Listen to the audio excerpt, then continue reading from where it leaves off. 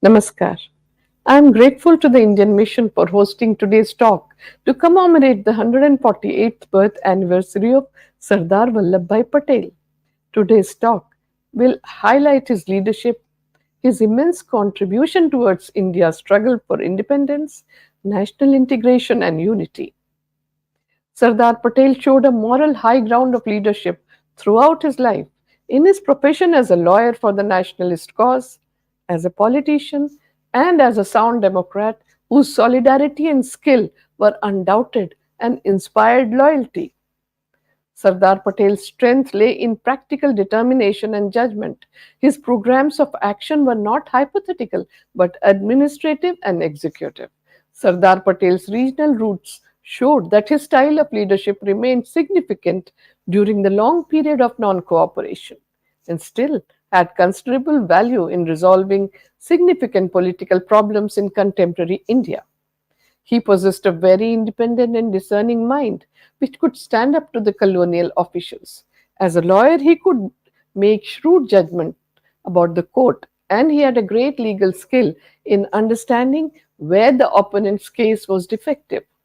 The most famous trait of leadership concerns overt events, when he had been influential and effective in getting things done.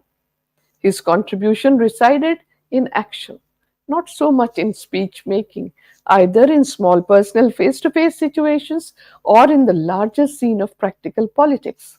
He was a far sighted, sensible, and a decisive leader who knew how to deliver important projects. He had the practical wisdom of knowing what was possible to achieve. Sardar Patel's pioneering leadership clearly embodied Indian culture. Sardar Patel's origin was humble, yet he grew into a great Indian, the unifier and consolidator of a vast country that faced many challenges for integration on the eve of independence. He was a man of common sense, of few words, but they were words of wisdom, and his loyalty to Mahatma Gandhi was unquestionable. He had definitive views, had a wit all his own, and could delight people with laughter through his sharp wit. He made up his mind instantly and adhered to the decision, though he was open to conviction and change. He had a genius for details, and no detail was irrelevant to him. The mere presence of this Iron Man of India displayed an air of strength, confidence, determination, and faith. His concern was always to stress and share the civic basis of Swaraj or self rule. To benefit the poor and downtrodden, he had said, and I quote, "Humility is essential. I am pained whenever I find it lacking. Our proper place is not at the vantage point of power, but at the vantage point of service." Unquote. Sardar Patel's legacy is associated with the unity and integrity of India. His crucial role in integrating the princely states and in furthering national unity in the aftermath of India's independence. His negotiation skills, precision, firmness, and administrative efficiency facilitated to achieve this remarkable feat.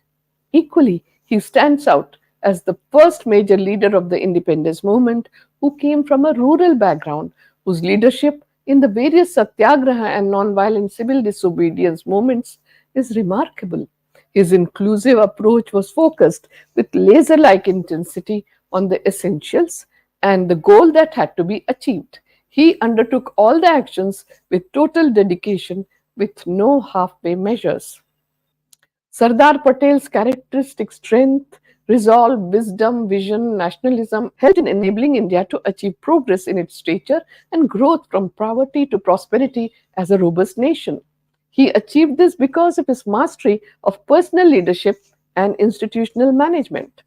He was born on October 31st, 1876, in Nadia district in Gujarat state in India, in a Patidar family who were landowners. Patidars are known for rallying closely against outsiders, respecting their seniors, and individual reverence to the extended family, along with a sense of equality.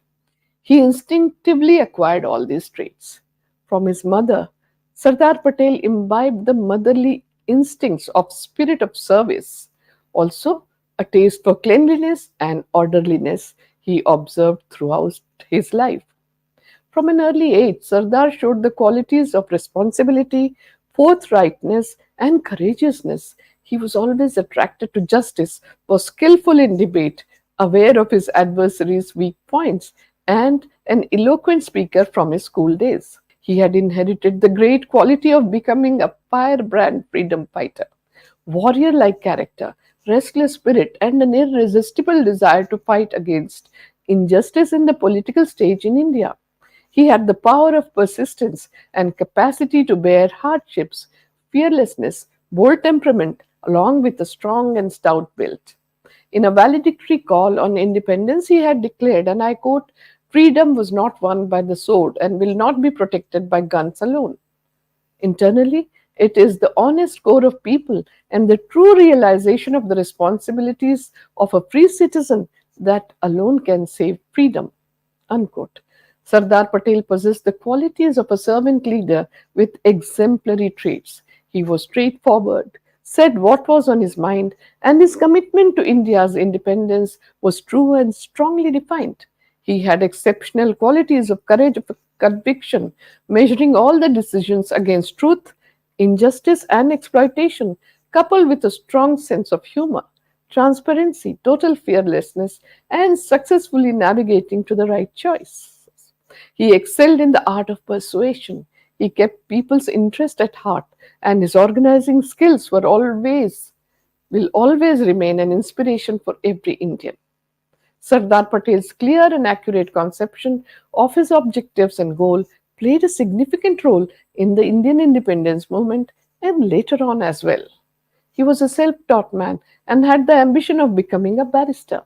To attain this goal, he initially became a lawyer by learning by himself and saved money for his ambition to become a barrister. He excelled as a criminal lawyer and mostly took up those involved in police cases and became a renowned lawyer. All this became possible because of his deep understanding of human nature, his deep analysis of the circumstances of the case, and his penetrating cross examination that helped him win more than 90% of the cases. Sardar Patel displayed an iron like quality. He never wavered in the decision he once took and pursued them with a firm determination. He went to London in August 1910 and finished his course in 30 months at the Middle Temple, obtaining a first class first degree and winning the prize of £50. He also took an examination in Roman law, in which he stood first. In February 1913, he returned to India and started his practice in the Ahmedabad district in Gujarat. He was forthright, skilled, and totally dedicated to his profession. He excelled in cross examination and could unnerve even well prepared, tough witnesses. During the cases that he undertook, he indicated a meticulous understanding of facts, an accurate estimate of the opponent's points, a carefully planned defense and attack. Soon he achieved fame as a revered barrister and was an acknowledged success in his chosen career. What mattered above all was the fearlessness with which he handled the court, something unheard of in 1913-1914, before Mahatma Gandhi arrived in India from South Africa in 1915. In 1917, Sardar Patel entered the municipal politics of Ahmedabad. Soon after his election to the municipality, he established his authority and proved his mettle, an iron will to fight his way to victory. Also, his ability as a leader of steadfast courage, dedicated to public cause, and one who could outmaneuver his opponent by staying firm to facts through a meticulous strategy and planning. He was a stern and a severe man, impartial and public spirited, man of 42 years who came in direct contact with 48-year-old Mahatma Gandhi for the first time in November 1917 at the Gujarat Political Conference in Godhra. It was here that Mahatma Gandhi had made a statement of great significance. He said, and I quote, "If we are unable to run our village administration skillfully, honestly, and justly, how can we justify our demand for the independence of our country?" Unquote. Sardar Patel, who was imbued in rural culture, could not agree more. He had proved this by his actions in running the civic administration of Ahmedabad.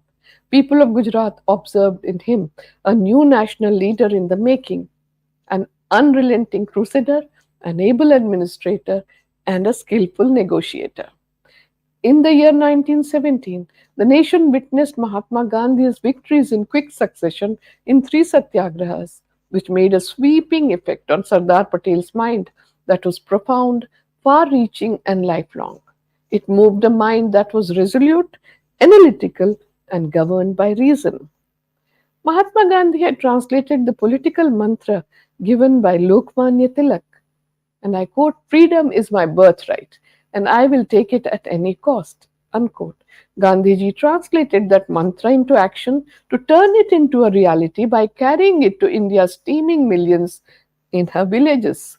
In 1917, Champaran Satyagraha in Bihar, it was the great surge of thousands of indigo cultivators rising to Gandhiji's call. Gandhiji emerged as a great leader of the oppressed peasantry. Champaran Satyagraha had a sweeping effect on Sardar Patel's mind, an effect that was deep, far reaching, and lifelong. It moved a mind that was resolute and analytical, a mind not influenced by sentiment but governed by reason. Sardar Patel saw the beginning of a new agrarian revolution which impressed him the most as he was the son of the soil. This understanding compellingly drew Sardar Patel towards Mahatma Gandhi, his methods of nonviolent civil disobedience, and satyagraha. Thus, Sardar Patel became Mahatma Gandhi's chosen deputy commander, and henceforth it was his support in planning and implementation which was the most significant contribution to the various satyagraha in India. Sardar Patel gave Gandhiji his intellectual brilliance, unstinted loyalty of a devoted, self sacrificing disciple endowed with extraordinary organizational ability. Sardar Patel successfully led the Kheda Satyagraha of 1918 in Gujarat under Gandhiji's guidance that made Gandhiji say with pride, and I quote, "A leader's skill is judged by his competence in selecting his assistants." Many were prepared to follow me, but I could not make up my mind as to who should be my deputy commander. Then I thought of Vallabhbhai Patel.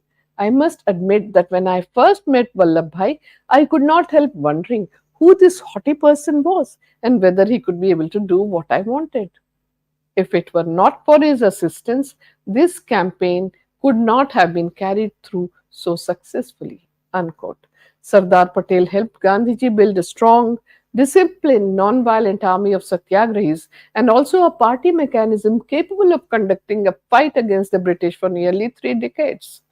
With a view to keeping such a machinery in trim and high gear, Sardar Patel maintained party discipline by being even ruthless to some stalwarts turned rebels. He was the only disciple who Gandhiji permitted to launch and lead Satyagraha independent of him. The Kheda Satyagraha brought these two great men of India together. It was the beginning of Sardar Patel's public life and his active involvement in Satyagraha for India's independence. In 1922, Mahatma Gandhi was arrested and charged with sedition for writing essays against the British government. Sardar Patel abruptly found himself alone and took a resolve to take charge of the civil disobedience campaign in the state of Gujarat.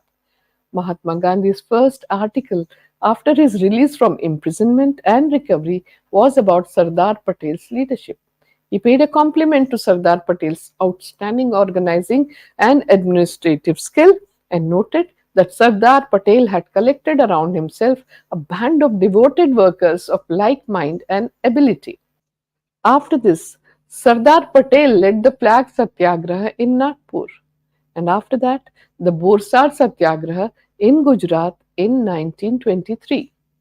Mahatma Gandhi congratulated Sardar Patel for the victory in Borsar Satyagraha and wrote, and I quote, "Welcome, the king of Borsar."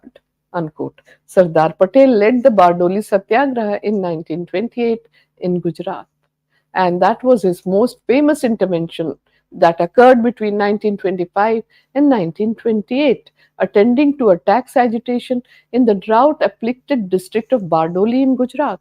His capabilities as an organizer, speaker, relentless campaigner, and an inspirer of ordinary people were previously known, which came to the fore in the Bardoli Satyagraha. In 1926, government had carried out a land survey in the district and passed a new assessment for the land revenue, which the peasants opposed. Sardar and his associates meticulously examined the matter and were satisfied that the peasants' cause of not paying the enhanced land revenue was just. His leadership blended the foresight of a peasant, and his exceptional determination and his straightforward diplomacy had the capability of a master tactician. He united villages and towns, brought about monetary and moral support from all over Gujarat for the farmers' agitation. The Satyagraha remained thoroughly non-violent, despite the forced confiscation of land by the British government. The Satyagraha in Bardoli transformed the mood of despondence in the country, and it gave the Indians fresh determination. It gave the peasants new confidence. The soldiers of this Satyagraha were about 80,000 villagers of Bardoli district. Their leader was Sardar Patel. He was given the name of Sardar or the chief by a village woman called Meeteben during the struggle, and the whole nation accepted this title from then on. He substantially contributed to the salt satyagraha led by Mahatma Gandhi in 1930. Going up to the Dandi seashore was Sardar Patel's choice, and so were the leaders of the Salt March. They were his most trusted lieutenants since his earlier satyagraha. The march was historical in its fulfillment of Gandhiji's promise to launch a campaign in protest against the British refusal to comply with the complete independence resolution passed in 1929. While yet Gandhiji was making preparations, Sardar Patel went before Gandhiji to prepare the villagers for the coming ordeal. He was moving in advance as Gandhiji's forerunner when he was arrested, sentenced to 3 months' imprisonment, and lodged at Sabarmati jail in Ahmedabad. Sardar Patel had understood that the authority of even the most oppressive government ultimately comes from the consent of the governed, and if the people turn their backs on the authorities, it will be powerless. These satyagrahas inspired millions of Indians to take part in the independence struggle. These satyagrahas led by Sardar Patel were an admirable lesson in the method of voluntary self-suffering to oppose the brute force of the government and brought people closer to Swaraj as it accomplished people's participation on an unprecedented scale. Sardar Patel was the leader. He was adored by people for his never ending spirit, great conflict resolution skills, dedication to work, loyalty to the country, always adapting to the group and maintaining balance. His role in the Quit India movement in 1942 was matchless.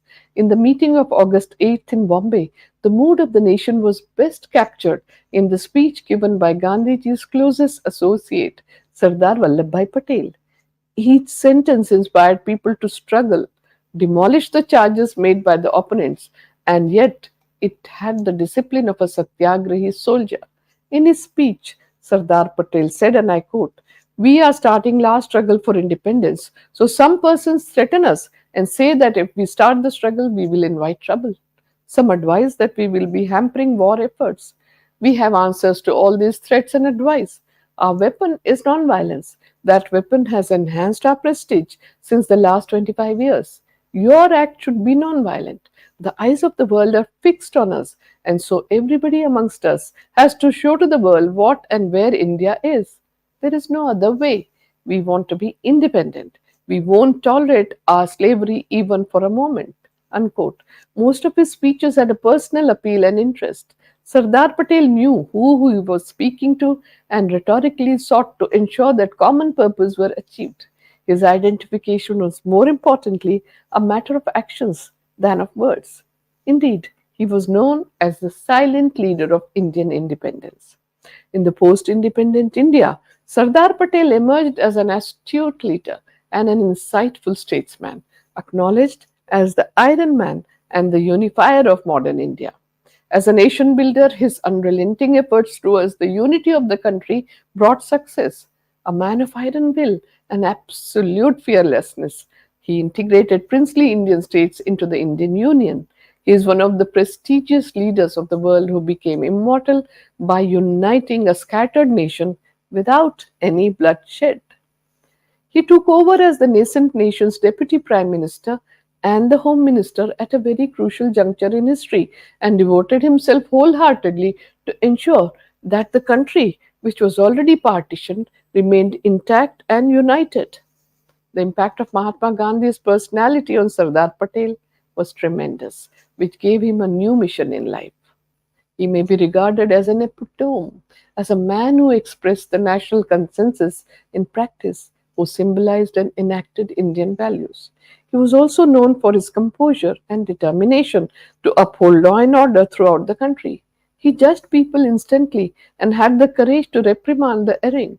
Sardar Patel did so judiciously, though treating everyone with the same yardstick, and his helping hand reached high and low alike. The last British Viceroy of India, Lord Mountbatten, wrote on 19 June 1948, before his departure from India, about Sardar Patel's leadership, and I quote, "There is no doubt that by far the most important achievement of the present government is the unification of the states into Dominion of India. Had you failed in this, the result would have been disastrous." He further added, "No one has given you adequate recognition of the miracle which you and your faithful VP Menon have produced. Nothing has added to the prestige of the present government than what you have followed with the states." Unquote. T.H. Lee, first Secretary General of United Nations, said, and I quote, "Sardar Patel was a great leader of the world who always remained keen for the purpose and thoughts of the United Nations." Unquote. Time magazine called Sardar Patel as the boss on 27 January 1947. The Time magazine cover story underlined Sardar Patel's reputation overseas as one who had the unique ability to solve what appeared to be nascent India's difficult problem. As an administrator, Sardar Patel was a class by himself. His democratic spirit gave his officers the full freedom to express their views without fear or restraint. His greatness as an administrator was born of his personal qualities. His light-heartedness and humor would help others reach decisions with composure. He was also known as having a photographic memory and always stood by his officers. The administrator in him was conscious of others' status.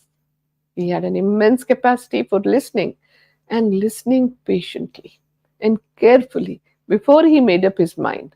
And thereafter, he was like a rock as he moved inflexibly into action.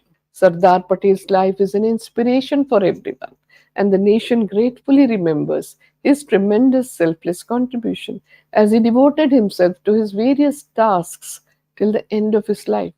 And his achievements have been so great as to have left indelible footprints on the sands of India's history. I once again take this opportunity to thank the Indian Mission for hosting the talk on the occasion of the National Unity Day. My special thanks are to all of you who have joined me today. Namaskar.